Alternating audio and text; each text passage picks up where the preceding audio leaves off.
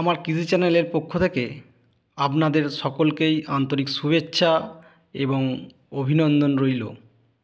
আপনারা জানেন বেশ কয়েকদিন আগে আকাশ ঘন কুয়াশায় ভরে গিয়েছিল, তার ফলে এখন যে অর্থকারী ফসল আলু, সেই আলুর ওপর অনেকটাই কিন্তু ক্ষতি হয়ে গিয়েছে।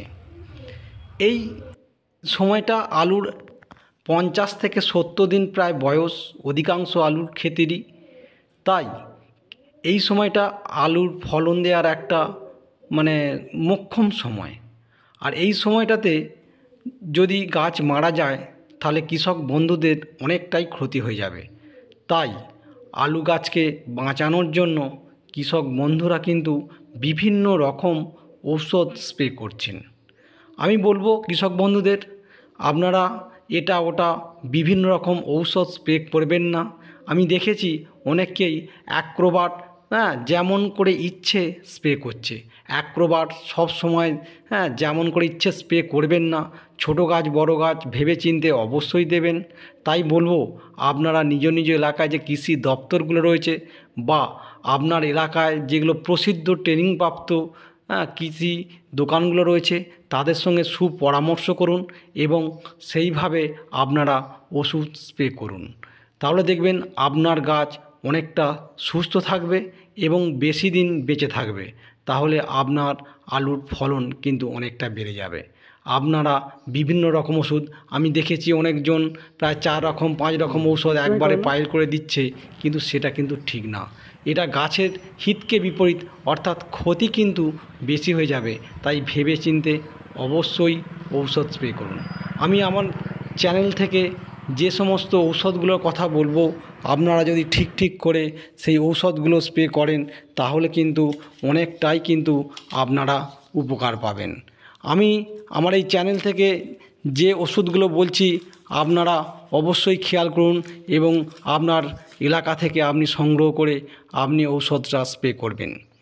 যাদের গাছ মোটামুটি ভালো রয়েছে তারা অবশ্যই শুধু ম্যানকোজেব দেবেন এবং তার সঙ্গে ব্যাকটেরিসাইড, যেটা হচ্ছে টেট্রামাইসিন সালফেট আর টেট্রাসাইক্লিন হাইড্রোক্লোরাইড আছে, এটাকে মিশ্রিত করে অবশ্যই স্প্রে করবেন। আর এই ব্যাকটেরিসাইডটা আপনি 4 গ্রাম করবেন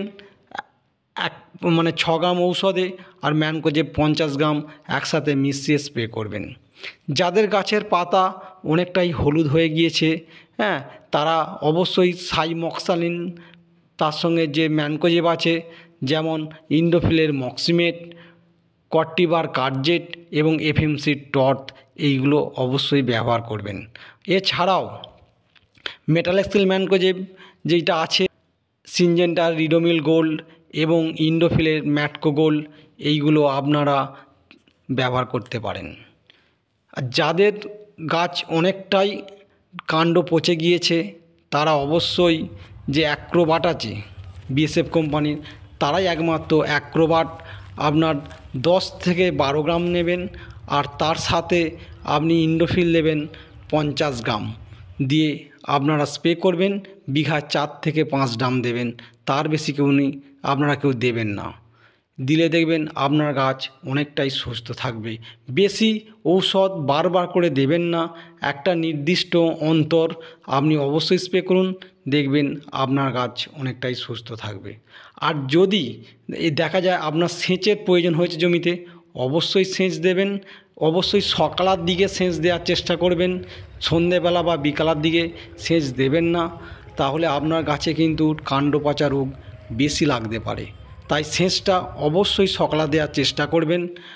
আর সেচটা অবশ্যই হালকা করে, একটা ডাঁড়ার যে 1/3 সেই 1/3 হিসাবে আপনি সেচটা দেবেন, তাহলে আপনার গাছ অনেকটাই কিন্তু সুস্থ থাকবে।